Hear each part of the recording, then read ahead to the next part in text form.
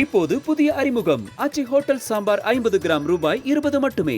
ஹாலிடேஸ்னாலே அது நம்ம GT Holidays தான்.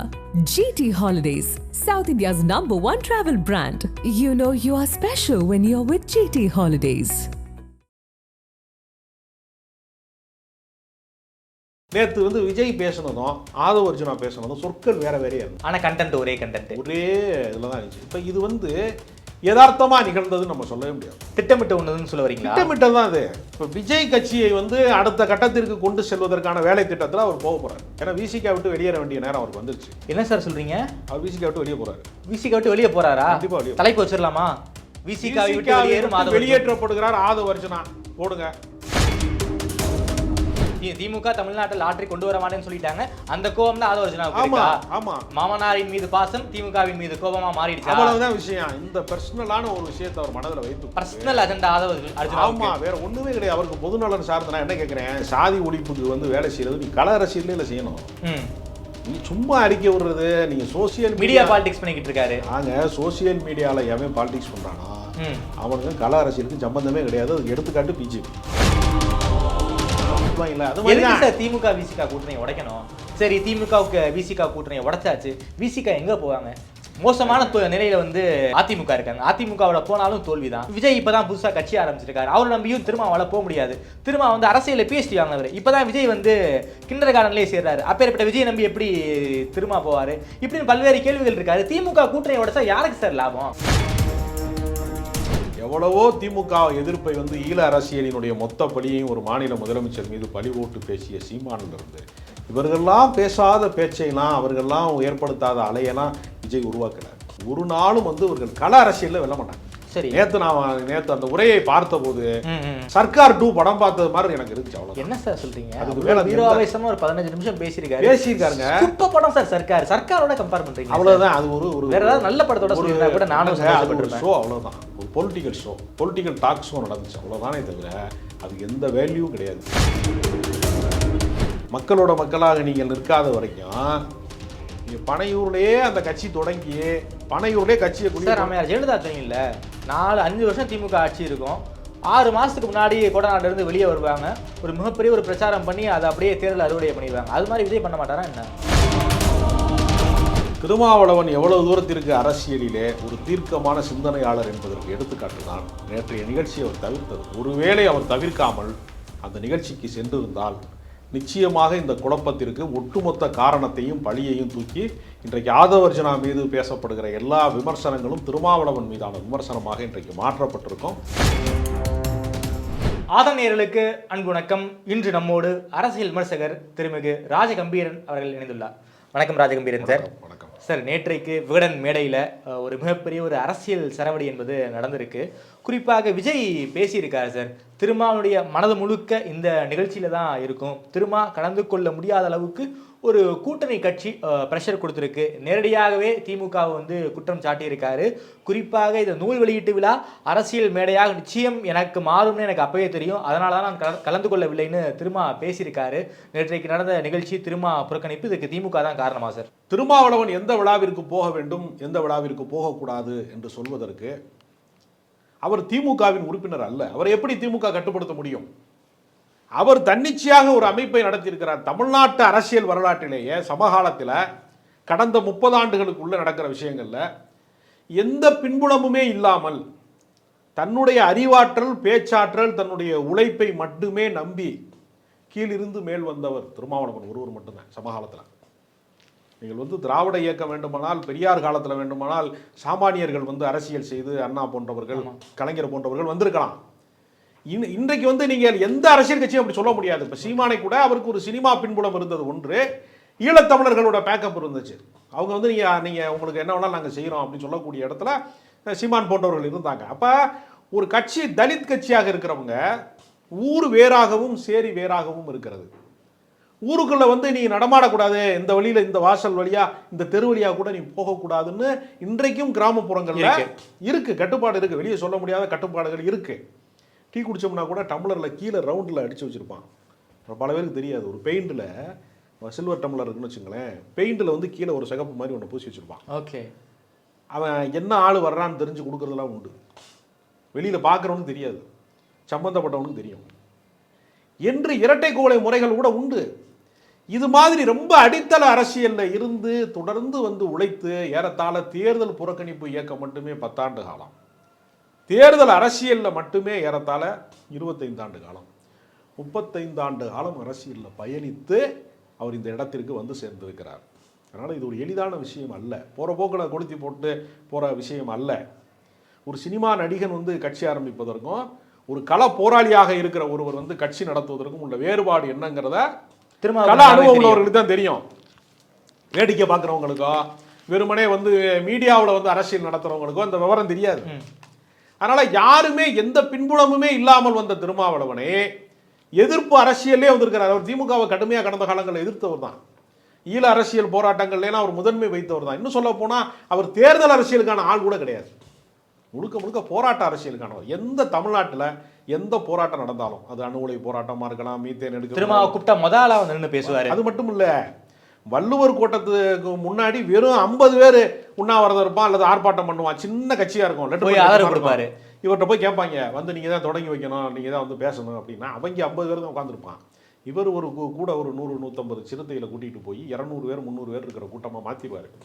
போய் அங்கே போய் அவர்களுடைய உணர்வுகளுக்கு மரியாதை செலுத்தக்கூடிய வகையில் அந்த போராட்ட காலத்தில் நியாயம் இருக்குது. இவங்க போராடக்கூடிய விஷயம் வந்து நியாயமான விஷயம்தான். அவர் எண்ணிக்கையை பார்க்க மாட்டார், எந்த பின்புலம் என்று பார்க்க மாட்டார். கள அரசியலுக்கு நேரடியாக போவார், எங்கே வேணாலும் அவர் போவார். தன்னுடைய வாழ்க்கையவே தனி மனித வாழ்க்கையவே வந்து திருமண வாழ்க்கையே பண்ணாமல் முழுக்க முழுக்க ஒடுக்கப்பட்ட மக்களுக்கு எந்த நேரம் என்ன நடக்குமோங்கிற ஒரு வாழ்க்கை முறை வந்து அந்த தலித் அரசியல் தலைவர்களுக்கு மட்டும்தான் உண்டு. அதை வைத்துக்கொண்டு பிழைப்புவாதம் நடத்துகிறவங்களுக்கு அதனுடைய அருமை தெரியாது. முழுக்க முழுக்க இந்த கள அரசியலில் சாதி ஆதிக்கத்துக்கு எதிராக போராடுபவர்களுக்கு உயிருக்கு அச்சுறுத்தல் உண்டு. அவங்க பயணம் போகிறது வந்து பாதுகாப்பான பயணம் நம்ம சொல்லவே முடியாது.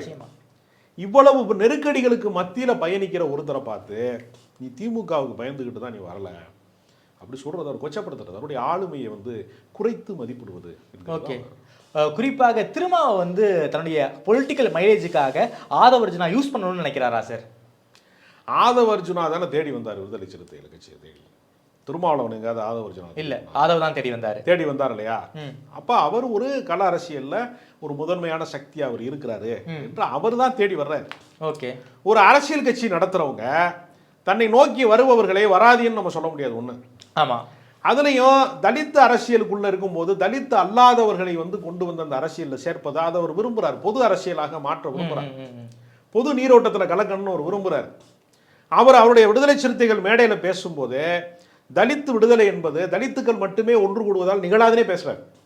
எல்லா சமூகங்களும் ஒன்று சேரணும், இது எல்லா சமூகங்களும் புரிந்து கொள்ளக்கூடிய ஒரு நிலை வந்தாதான் சாதிய சமத்துவம் ஏற்படும். இல்லைன்னா ஒருவனுக்கு ஒருவன் வந்து வாழ்நாள் முழுக்க பகை வளர்ப்பதான் அப்படிங்கிறத அவர் சொல்றாரு. ஓகே, அதனால தலித் அல்லாதவர்கள் இந்த அரசியல் கட்சிக்குள்ள வருகிற போது அவர்களுக்கு முதன்மையான வரவேற்பை தரக்கூடிய இடத்துல அவர் இருக்கிறாரு.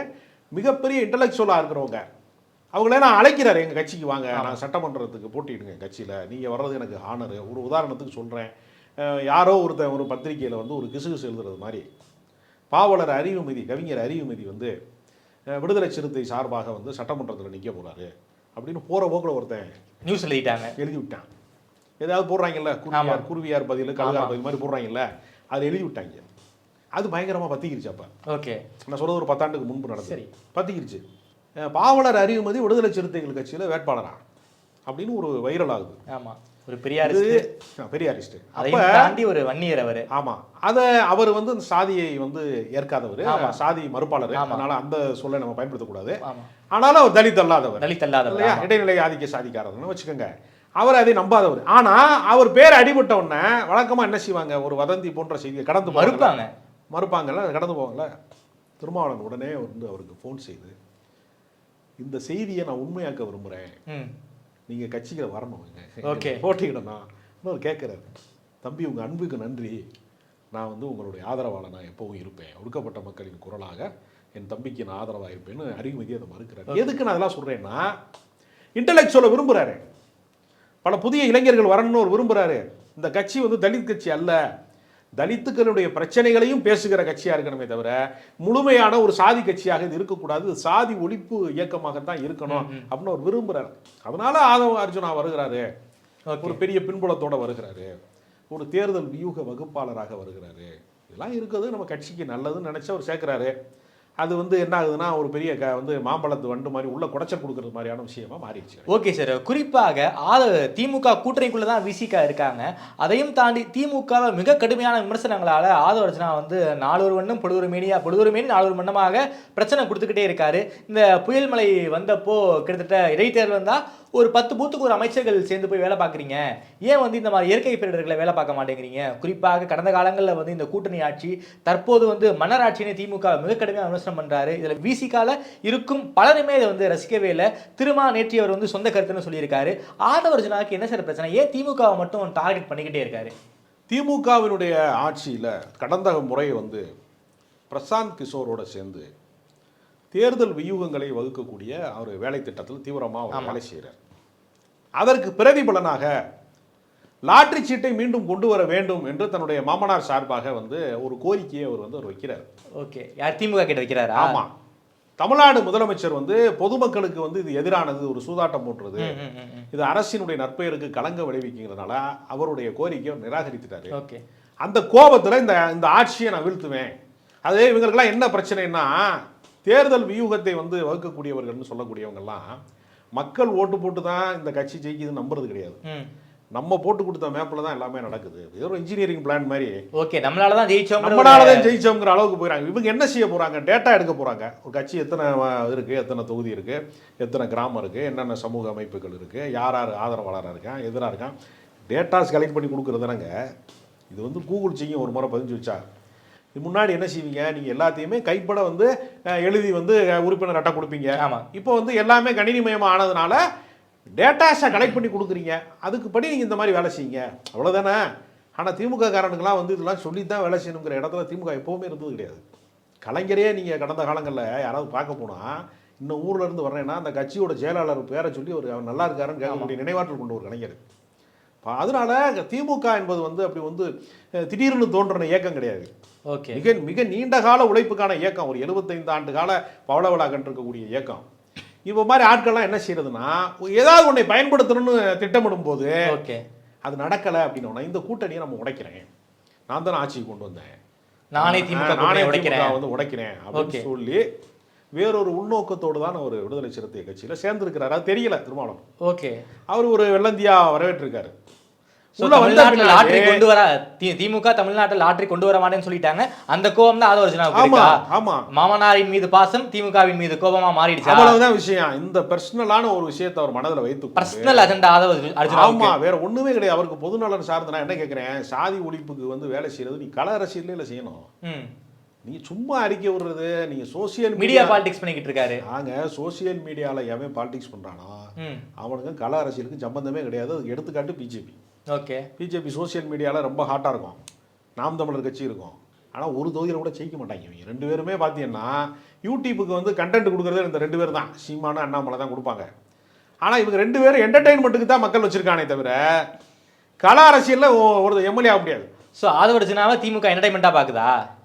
திமுக வந்து ஒரு ஆளாக பார்க்கவே இல்லை.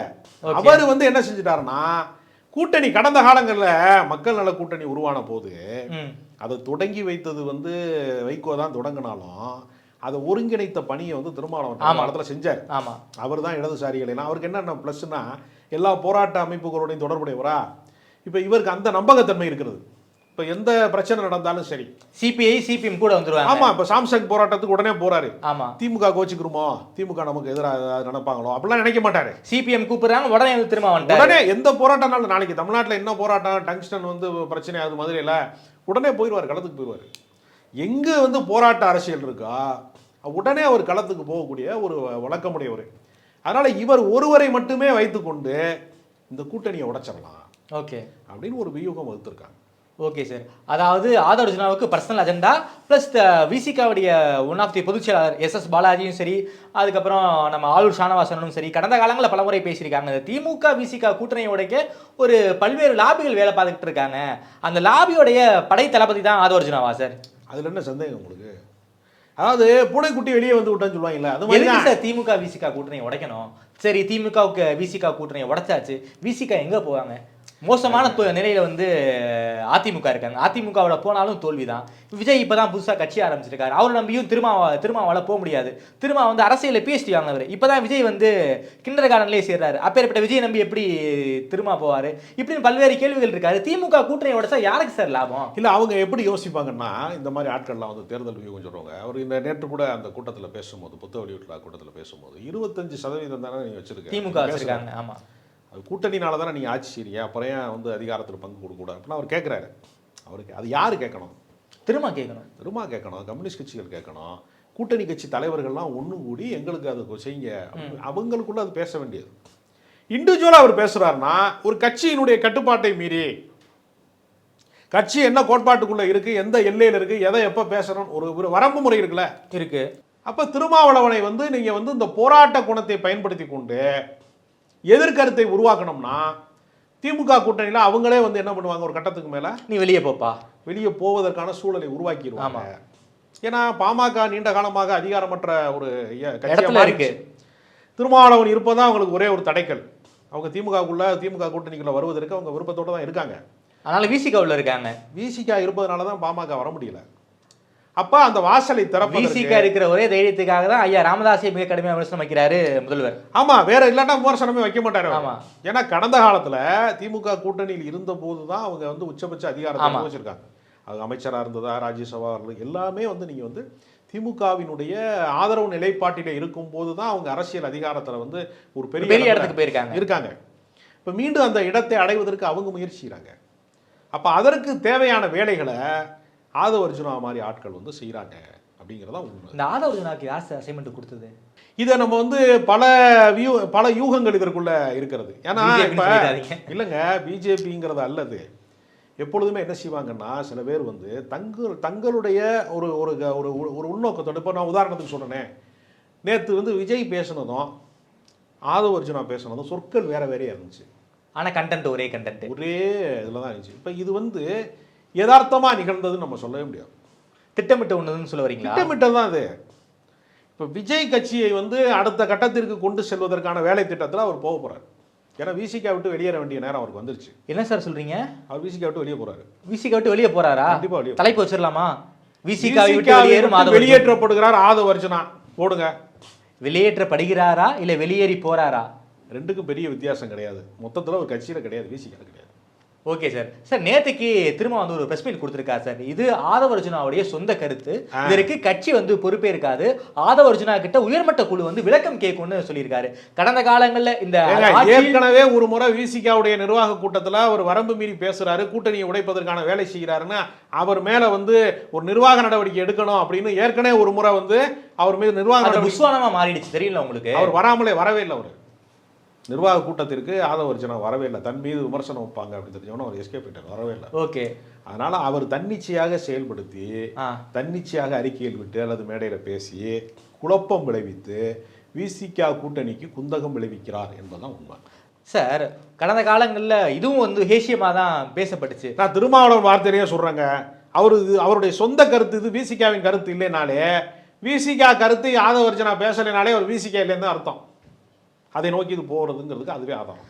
Okay sir. சார் கடந்த காலங்களில் ஹேஷியமாகவே வந்து பல பேர் பேசியிருக்காங்க சார். தான் பேச முடியாதவற்றை ஆதவ அர்ஜுனா மூலமாக திருமா பேசுகிறார் அப்படிங்கிற மாதிரிலாம் கொளுத்தி போட்டாங்க. திருமாவுடைய மனசாட்சிங்க தான் இருக்குன்னு வந்து ஆதவ அர்ஜுனாவும் பேசியிருக்காரு, விஜயும் பேசியிருக்காரு. தான் பேச முடியாததை வந்து ஆதவ அர்ஜுனாவை வச்சு திருமா பேசுகிறாரா என்ன? அப்படிலாம் டப்பிங் கொடுக்க வேண்டிய அவசியம் கிடையாது.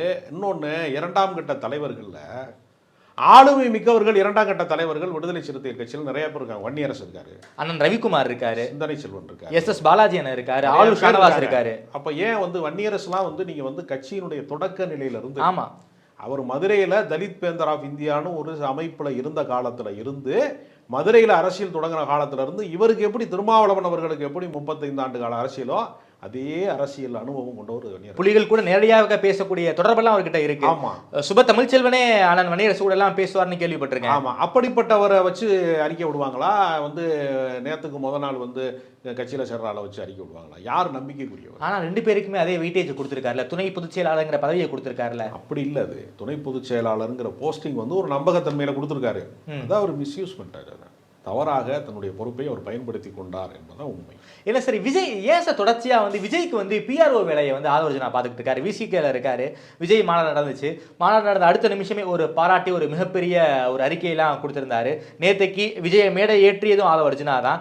விஜய்க்கு ஏன் பிஆரா ஆதவர்ஜுனா இருக்காரு? அது இந்த நான் முதல்ல தொடக்கத்தில் சொன்னது தான், தேர்தல் வியூகத்தில் வந்து நாங்கள் ஒரு பெரிய விஷயத்தை உருவாக்கி விடுவோம் என்று நம்புகிற ஒரு கூட்டம் இருக்கிறாங்க. அதை வந்து புதிதாக அரசியல் அனுபவம் இல்லாத, கள அனுபவம் இல்லாத விஜய் போன்றவர்கள் வந்து நேற்று அவர் பேசின, நீ ஆதவர்ஜுனா பேசின ரொம்ப முக்கியமான விஷயம், மன்னர் ஆட்சியை ஒழிப்போம். மன்னர் ஆட்சி ஒழிப்பது மட்டுமல்ல, பிஜேபியை வந்து ஒரு முதன்மை உதாரணமாக காட்டி அவங்க வந்து வாரிசு அரசியலையும் ஊழலையும் எதிர்த்ததுனால தான் அதனால இப்போ வரைக்கும் ஆட்சி இருக்காங்க அவங்களா அப்படின்னு ஒன்று சொல்றாரு. அப்போ பிஜேபியோட நிலைப்பாடை அவர் ஏற்கிறார். ஒன்று. ரெண்டாவது, சாமியார்கள் வந்து பல நல்ல சாமியார்களும் இருக்கிறாங்க. மகா பெரியவர் நல்ல போலி சாமியார்கள் பல பேரும் இருக்காங்க சொல்றாரு இல்லையா? அதுல ரொம்ப முக்கியமான ஒரு வேடிக்கை இருக்கு. அந்த காஞ்சி மகா பெரியவர் தான் தீண்டாமை மிகவும் சேமமானது, நல்லது அப்படின்னு தெய்வத்தின் குரல்ல எழுதியிருக்கிறார். அதுக்கு ஆதாரம் இருக்கு. தீண்டாமை ஒழிப்புக்கான இயக்கத்தில் இருந்து கொண்டு தீண்டாமை சேமமானதுன்னு சொல்ற மகா பெரியவருடைய குரலை ஏற்கிற ஒரு அந்த இடம் இருக்கு பாருங்க. ஓகே, அதுதான் வந்து இந்த பார்ப்பன லாபிங்கிறது வந்து அதுதான். விகடன் ஏன் அதுக்கு அந்த மேடை அமைத்து தருகிறார்கள்? திராவிட இயக்கத்தை வீழ்த்த வேண்டும் என்பதற்கான ஒரு வியூகத்தை ஒரு பத்திரிகையாளர்கள் என்கிற போர்வைக்குள்ள இருந்து அவங்க செய்யறாங்க. சார், இதையே வந்து இவனுடைய நிர்வாக இயக்குனர் பா சீனிவாசன் சொல்லிட்டாரு. திமுகவை ஆதரித்து பேசினால் வந்து எங்களை வந்து துக்கடை கேங்னு சொல்றாங்க. திமுகவை தாக்கி பேசினா எங்களை பார்ப்பன பத்திரிகைன்னு சொல்றாங்க. இதே விகடன் தானே சார் வந்து கலைஞர் 100 புத்தகத்தையும் ரிலீஸ் பண்ணியிருக்காங்க. புத்தகத்தை அதாவதுங்க, கலைஞரை யாராலும் மறுக்க முடியாதுங்க. கலைஞருக்கு ஒரு நீண்ட வரலாறு இருக்கு. அவர் வந்து ஜவஹர்லால் நேருவோட அரசியல் பண்ணியிருக்காரு, இந்திரா காந்தியோட அரசியல் பண்ணியிருக்காரு, ராஜீவ் காந்தி, ராகுல் காந்தி, 4 தலைமுறை வரைக்கும் அவர் அரசியல் பண்ணியிருக்காரு. அவருக்கு இருந்த நீண்ட அனுபவம் தமிழக வரலாற்றில் யாருக்கும் கிடையாது. இவ்வளோ நீண்டா. இப்போ காமராஜர் வந்து ஒரு மகத்தான தலைவர், விடுதலை போராட்ட வீரர், மகத்தான தலைவர், நிர்வாகம் செய்தவர். ஆனால் அவர் இலக்கியவாதியா? இல்லை. பன்முக சிறப்பு கொண்ட ஒரு கலைஞர், சிறந்த அவர் முதலமைச்சராக, அது 5 முறை முதலமைச்சருக்கான வாய்ப்புல இருந்து பல விஷயங்கள். நீங்கள் வந்து எம்ஜிஆர் காலத்தில் அவர் அரசியல், அவருடைய நினைவு மங்குகிற வரைக்கும் அவர் தொடர்ந்து அறிக்கை விடக்கூடியவராகவும் தலைப்புச் செய்தியில் இடம்பெறக்கூடியவராகவும், ஒரு அரை நூற்றாண்டினுடைய தலைப்புச் செய்தி கலைஞர் வாழ்க கலைஞர் ஒழிகங்கிற கோஷம் தான். அந்த அளவுக்கு ஆளுமை செலுத்திய தலைவர். அதனால் அவருக்கு புத்தகம் வெளியிடுறாங்கிறது அல்ல, அது மார்க்கெட்டிங் தானே. யார் புகழ் மிக்கவராக இருக்கிறாங்களோ அவங்கள வச்சு. இப்போ நேற்று வந்து அம்பேத்கர் அதிகமாக பேசுனாங்களா, விஜயை பற்றி பேசுனாங்களா? விஜயை பற்றி தான் பேசுகிறாங்க. அப்புறம் அதனுடைய நோக்கம் என்ன? ஏன்னா அம்பேத்கரை விஜய பிராண்டிங் பண்ணணுமா சார்? விஜயனுடைய முதல் பொது மேடை சார் அது. விஜய பிராண்டிங் பண்ணுறதுக்காக ஆதவர்ஜுனா வந்து இந்த மேடையை வந்து அமைச்சிருக்காரு. அதில் என்ன சந்தேகம் உங்களுக்கு? திட்டமிட்டு அது trade centre, Nandambakkam trade centre. அதனால மிகச் சிறப்பான ஒரு வியாபாரத்துக்கான இடம் அது. அது சிறப்பாக பண்ணியிருக்காங்க. ஓகே சார், நீங்கள் சொன்னீங்க ஆதவர்ஜுனா வந்து விசிகாவிலிருந்து வெளியேறுவார் அல்லது வெளியேற்றப்படுவார், ரெண்டும் ஒன்று தானே சொன்னீங்க. அடுத்து எங்க சார் நேராக டிவிகேவுக்கு போகிறாரா? அதில் என்ன சந்தேகம் உங்களுக்கு? அதற்கான பாதை திறந்துருச்சு அவருக்கு. அல்லது அவர் என்ன செய்வார்னா, தன்னை வந்து எந்த கட்சியிலும் இணைத்துக் கொள்ளாம ஏற்கனவே எப்படி பிரசாந்த் கிஷோரோட சேர்ந்து சில வேலை பார்த்தாரோ அந்த வேலையை விஜய்க்கு பண்ணி கொடுக்கலாம். ஓகே, ஒரு வியூக வகுப்பாளராக. அவ்வளவுதான், அதையே தொடரலாம். அவரு விஜய்க்கு அறிக்கை எழுதி கொடுப்பாரா? அவ்வளவுதான். நிச்சயம் பாசிசமா பாயாசமாங்கிற நிறைய பேர் இருக்கிறாங்க ஏற்கனவே விஜய் கட்சியில. விஜய்க்கு வேண்டுமானால் அரசியல்ல சில அறியாமைகள் இருக்கலாம். விஜயினுடைய 2ஆம் கட்ட தலைவர்கள் பல பேர் வந்து நாலேஜ் பர்சன்ஸ் நிறைய பேர் இருக்காங்க. எழுதுறதுக்கு ஆள் இருக்காங்க, சிறப்பான ஆட்கள் இருக்காங்க. ஓகே, விகடனே அந்த வேலையை பார்த்து கொடுங்களா? அப்படியா? ஆமா, நிச்சயம் பண்ணி கொடுப்போம். ஓகே, நீங்க தமிழ்நாட்டுல கார்பரேட் போலிச்சாமியார்கள் இருக்காங்கல்ல, ஆமா, அவங்க அத்தனை பேரையுமே பிராண்டா மாத்தினதே விகடன் தானே. நம்ம ஒரு தனிப்பட்ட நிறுவனத்தை இங்கே தாக்குவதற்காக நான் சொல்லலை. எந்த சாமியார் உருவானாலும் அவங்க தான் ஃபர்ஸ்ட் ப்ரொமோட் பண்ணுவாங்க. அத்தனைக்கும் ஆசைப்படு. ஆமா, அத்தனைக்கும் ஆசைப்படு. தாமிரம் இல்லைன்னா எப்படி வாழ முடியும்? காப்பர் இல்லைன்னா மனதே ரிலாக்ஸ் ப்ளீஸ். எல்லா டூலியத்துக்கும் முகம் கொடுத்து முதல் கட்டமாக விளம்பரப்படுத்தக்கூடிய வேலை திட்டத்தை அவங்க ரொம்ப ரொம்ப அற்புதமான நடுநிலையாளர்கள். அவங்க ஓகே, சிறப்பாக செய்வாங்க. ஓகே சார், குறிப்பாக விஜய் சொல்கிறார் சார், திமுக எப்போதுமே வந்து ஒரு கூட்டணியோடு தான் ஜெயிப்பாங்க, தனிச்சு நின்னெல்லாம் அவங்க வந்து ஆட்சியை பிடிச்சது கிடையாது, இந்த 200 தொகுதிகளை வெல்வோம்னு இருமா போட இருக்கீங்க, சுயநல கூட்டணி கணக்குகளை எல்லாம் மக்களே மைனஸ் ஆக்கிடுவாங்க, 200 ஜெயிக்க மாட்டீங்க அப்படின்னு வந்து திமுக ஓங்கி அடிச்சிருக்காரு. என்ன சார், 200 கூட்டணியெல்லாம் திமுக ஜெயிக்காதா, இல்லை இந்த கூட்டணி எப்படியே தோத்துருங்கிறாரு? உண்மையாலுமே இந்த கூட்டணி தோத்துருமா? 2026 தேர்தலில் திமுகவை வீழ்த்த வேண்டும் என்று வந்து மிகப்பெரிய அளவில் கிளம்பிய எம்ஜிஆர்ல இருந்து, பின்னாளில் வந்து கட்சியை பாதியாக உடைத்து கொண்டு போன வைகோல இருந்து, எவ்வளவோ திமுக எதிர்ப்பை வந்து ஈழ அரசியலினுடைய மொத்த பழியையும் ஒரு மாநில முதலமைச்சர் மீது பழி போட்டு பேசிய சீமானிலிருந்து, இவர்கள்லாம் பேசாத பேச்சையெல்லாம் அவர்கள்லாம் ஏற்படுத்தாத அலையெல்லாம் விஜய் உருவாக்கலை. அதையெல்லாம் பார்த்தவனுங்கிற முறையில் சொல்கிறேன். ஓகே, ஒரு நாளும் வந்து இவர்கள் கள அரசியலில் வெல்ல மாட்டாங்க. சரி, நேற்று அந்த உரையை பார்த்தபோது சர்க்கார் 2 படம் பார்த்தது மாதிரி எனக்கு இருந்துச்சு. அவ்வளோ என்ன சார் சொல்றீங்க? அதுக்கு மேல வீராவேசமா ஒரு 15 நிமிஷம் பேசியிருக்காருங்க. சூப்பர் படம் சார். சர்க்காரோட கம்பேர் பண்றீங்க? அவ்வளவுதான். அது ஒரு வேற ஏதாவது நல்ல படத்தோட சொல்லிருந்தா கூட நானும் ஒரு ஷோ, அவ்வளவுதான். ஒரு political show, political talk show நடந்துச்சு, அவ்வளவுதானே தவிர அதுக்கு எந்த வேல்யூவும் கிடையாது. நீங்க கள அரசியல் என்பது, நீங்க வெள்ளத்தில் பாதிக்கப்படுறான், பேரிடரில் பாதிக்கப்படுறான், மண்ணு சரிஞ்சு வந்து தலையில விழுந்து செத்துக்கிட்டு இருக்காங்கிறப்ப பாதிக்கப்பட்ட மக்களை பார்க்க போனா என்னைய பார்க்கறதுக்கு கூட்டம் வந்துருங்கிறதுக்காக நான் போக மாட்டேன்னு சொல்லக்கூடிய அளவுக்கு நீங்க கள அரசியலுக்கு அந்நியப்பட்டு நிக்கிறீங்களா? நீங்க நேத்திக்கு அதுக்கு பதில் சொல்லிட்டாரு. நான் வந்து சம்பிரதாயத்துக்காக ட்வீட் போட மாட்டேன், சம்பிரதாயத்துக்காக அறிக்கை போட மாட்டேன், சம்பிரதாயத்துக்காக வெள்ளத்துல நின்று நான் போட்டோ எடுக்க மாட்டேன்னு சொல்லியிருக்காரு. களத்துக்கு போகவே இல்லையே. போல சார், போட்டோ எடுக்க மக்கள் வந்திருக்காங்க, அவரை பார்க்க வந்திருக்காங்களா? விஜய் வந்து உதவி 234 தொகுதிக்கும் வேட்பாளர்களை பனையூர்லயே வச்சு அங்கேயே கும்பிட்டு லைவ் ஷோ போட்டு அப்படியே ஓட்டுக்க போய்ங்களா? மக்களை பார்க்க போக மாட்டீங்களா? மக்களோட மக்களாக நீங்கள் நிற்காத வரைக்கும் நீங்க பனையூர்லயே அந்த கட்சி தொடங்கி பனையூர்லயே கட்சியை குடியரசு ஜெயலலிதா தெரியும்ல, 4-5 வருஷம் திமுக ஆட்சி இருக்கும். 6 மாசத்துக்கு முன்னாடி கோடநாடுல இருந்து வெளியே வருவாங்க, ஒரு மிகப்பெரிய ஒரு பிரச்சாரம் பண்ணி அதை அப்படியே தேர்தல் அறுவடை பண்ணிடுவாங்க. அது மாதிரி விஜய் பண்ண மாட்டாரா என்ன? அதிமுக என்பது எம்ஜிஆர் கட்டி வைத்த மாளிகை. அதில் குடி போனவங்க ஜெயலலிதா அவர்கள். அது ஏற்கனவே எல்லா கட்டமைப்பு இருக்கிறது. தமிழக வெற்றி கழகத்துக்கு கட்டமைப்பே கிடையாது சார். ரசிகர்கள் தான் சார் விஜயோடைய கட்டமைப்பு. என்ன சார் விஜய் யாரை பார்த்தாலும் நீங்க கட்டமைப்பு என்பது ரசிகர்கள்ங்கிறது யார் தெரியுமா? வேடிக்கை பார்த்துட்டு அப்படியே கலைஞ்சு போறோம் சார். அந்த ரசிகர்கள் தான் சார் இன்னைக்கு தாவேக்காவுடைய தொண்டர்களாக மாறி இருக்காங்க இல்லையா? கள அரசியலில் அவர்கள் என்னவாக இருக்கிறார்கள் அப்படிங்கிறது மட்டும்தான் ரிசல்ட்டா மாறுமே தவிர சார் அரசியல் வகுப்பெல்லாம் நடந்துகிட்டு இருக்கு சார். பூத் லெவல் வரைக்கும் கீழே போயிட்டாங்க சார், வேலை பார்த்துக்கிட்டு இருக்காங்க சார். ஊரக உள்ளாட்சியில் கடந்த எலெக்ஷன்ல வந்து ஜெயிச்சிருக்காங்க சார், ஒரு 100 பேர் வரைக்கும் ஜெயிச்சிருக்காங்க சார். அதெல்லாம் செய்யலாம். தலைமை என்பது மக்களிடத்துல, சாதாரண மக்களிடத்துல போய் அவர்களில் ஒருவராக மாறாத வரைக்கும் நீங்க வெறுமனே அறிக்கை விடுறது, வெறுமனே வந்து இது பேசுறது, இதெல்லாம் எந்த பாதிப்பையும் உண்டாக்காது சார். என்ன கேக்குறேன், பத்தி அவ்வளவு கடுமையா பேசியிருக்காரு சார். இதெல்லாம் பாதிப்பு ஏற்படுத்தாதா திமுகவுக்கு? ஏற்படுத்தாது. அது என்ன சார், இன்னைக்கு வரைக்கும் அங்க வந்து யார் வந்து குடிநீர் தொட்டியில மலம் கலந்தாங்கன்னு கண்டுபிடிக்க முடியல சார். சிபிசிஐடி நாளுக்கு நாள் வந்து டேட் வாங்கிக்கிட்டே இருக்காங்க. 3 வருஷம் ஆக போகுது. இதெல்லாம் மக்கள் மீது அதிருப்தி இருக்காதா என்ன? ஆதரவுனா நேரடியா குற்றம் சாட்டு வைக்கிறார், திமுக மேல வைக்கிறார். அங்க இருக்கக்கூடிய எம்எல்ஏ, அங்க இருக்கக்கூடிய மினிஸ்டர் வந்து ஒரு சாதி ஓட்டு வாங்கிட்டு வந்து பாதுகாக்கிறாங்கிற மாதிரி பேசியிருக்காரு. இதெல்லாம் வந்து மக்கள் மத்தியில் எடுபடாது. ஆதாரமற்ற பொய் குற்றச்சாட்டு. அந்த தவறு நடந்திருக்க கூடாது என்பதில் மாற்று கருத்தே கிடையாது. ஆனா தீண்டாமை ஒழிப்பு என்பது, சாதி ஒழிப்பு என்பது நெடுநாள் பயணம். ஒரு 2000 வருஷத்தோட அடிமைத்தனத்தினுடைய ஒரு தவறை கொண்டு வந்து ஒரு மாநில கட்சியின் மீதான பழியாக மாற்றுவதுன்னு ஒன்று இருக்குல்ல, இது ஒரு தந்திரமான செயல்பாடு. நீங்க சாதி ஒழிப்புக்கு என்ன செய்ய போறீங்க? என்ன கள செயல்பாடு செய்ய போறீங்க? தாவே காலம் இருக்கிறவர்கள் வந்து நாங்கள் வந்து சாதி ஒழிப்புக்கு வந்து நீங்க உறுதிமொழி ஏற்க போறீங்களா, இல்லை நீங்க களப்பணி செய்ய போறீங்களா, என்ன செய்ய போறீங்க? சாதியற்ற சமூகத்தை உருவாக்குவதற்கு அம்பேத்கர், பெரியார், மிகப்பெரிய தலைவர்கள் வேலை செய்தே இந்த நாட்டில் இவ்வளவு மோசமாக இருக்குது அப்படின்னா நீங்கள்லாம் என்ன செய்ய போறீங்க? உங்களுக்கு என்ன திட்டமிடல் இருக்குது? என்ன களப்பணி இருக்குது? என்ன செயல் திட்டம் இருக்குது? ஒன்றுமே இல்லையே. வெறுமனே டயலாக். எத்தனை பேர் இந்த டயலாக் நாங்கள் கேட்டோம் சார்? இந்த திமுகவை தாக்குறது மட்டும்தான் விஜய் பிளஸ் ஆதரவு அஜெண்டாவா சார்? திமுகவினுடைய அதிகாரத்தை கைப்பற்ற வேண்டும் என்று கனவு காண்கிறார்கள். அது முடியுமா? கைப்பற்ற முடியுமா? கைப்பற்றுவதற்கான நடைமுறை சாத்தியம் இல்லை. எப்படி சார் சொல்றீங்க? அதற்கு காரணம் இருக்கிறது. இன்றைக்கு மகாராஷ்டிரா தேர்தல் வரைக்குமே தமிழ்நாட்டினுடைய நலத்திட்டங்களை வந்து காப்பி பேஸ்ட் பண்ணி தான் ஜெயிச்சிருக்கான் எல்லா இடத்துலையும். தமிழ்நாட்டினுடைய நலத்திட்டங்கள், தமிழ்நாட்டினுடைய செயல் திட்டங்கள்லாம், தமிழ்நாட்டு அரசினுடைய செயல் திட்டங்கள் எல்லாமே மக்களிடத்தில் போய் சேர்ந்துருக்கிறது. பெண் வாக்காளர்கள் வந்து மகளிர் உரிமை தொகையில் இருந்து, நான் முதல்வன் திட்டத்தில் இருந்து, காலை உணவு திட்டம், ஒரு மனிதாபிமான திட்டம், அதில் இருந்து பல விஷயங்கள் நலத்திட்டங்களின் வழியாக திமுக அசைக்க முடியாத ஒரு இடத்திற்கு போய் சேர்த்து இருக்கிறது. அது ஒரு ஆலமரம் மாதிரி இருக்கு. அது அருகம்புல்லு மாதிரி புடுங்கி போட்டுடலாம்னு நினைக்கிறது அரசியல் அறியாமையை காட்டுகிறது. ஓகே சார், அப்படின்னா திமுக கூட்டணி உடையாது நீங்க சொல்ல வரீங்களா?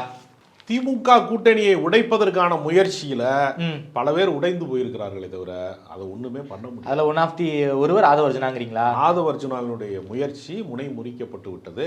நேற்றோடு அவர் அம்பலப்பட்டு விட்டார். பூனைக்குட்டி வெளியே வந்து அவரு விசிகாவிற்கு உண்மையான ஒரு விசுவாசியாக அவர் இல்லை. அந்த வேடத்துக்குள்ளே நுழைந்து இந்த திமுக கூட்டணியை கலைத்து விட வேண்டும் என்று அவர் ஒரு திட்டம் தீட்டியிருக்கிறார் என்பது பகிரங்கப்படுத்தப்பட்டு விட்டது. ஓகே, அவர் கட்சியிலிருந்து வெளியேறுகிறார் அல்லது வெளியேற்றப்படுகிறார்.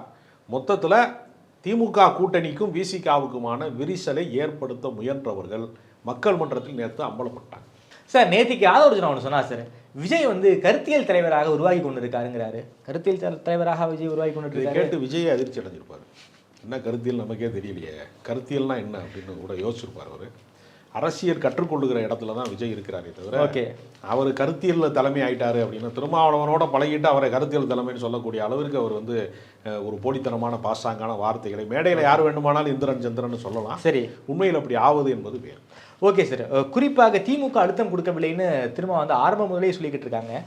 ரெண்டு பேருமே இந்த நிகழ்ச்சி வந்து திருமாவளவனை நடத்த வைக்கணுங்கிறது தான் ஆலோசனைய கோரிக்கையாக இருந்து அதுவும் ஒரு மாதத்துக்கு முன்னாடியே வந்து நேர்காணலாகவும் கொடுத்துருக்காரு. மேடைகளில் இப்பேற்பட்ட ஒரு அரசியல் விளையாட்டு விளையாடப்படும், அதன் காரணமாக தான் திருமாவளவர்கள் இந்த நிகழ்ச்சியை புறக்கணிச்சிருக்காராம்.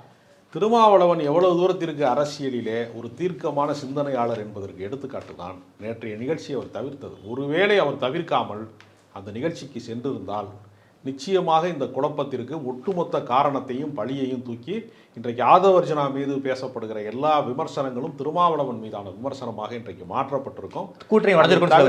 கூட்டணி உடைகிறது அப்புறம் முதல் கட்டமாக அவருடைய நம்பகத்தன்மையை காலி செய்திருப்பார்கள். Okay okay okay. அவர் மறுபடியும் ஒரு விளக்கம் சொல்ல வேண்டி வரும், நான் வந்து திமுகவுக்கு எதிராக இல்லை என்று சொல்ல வேண்டிய சூழல் வரும்.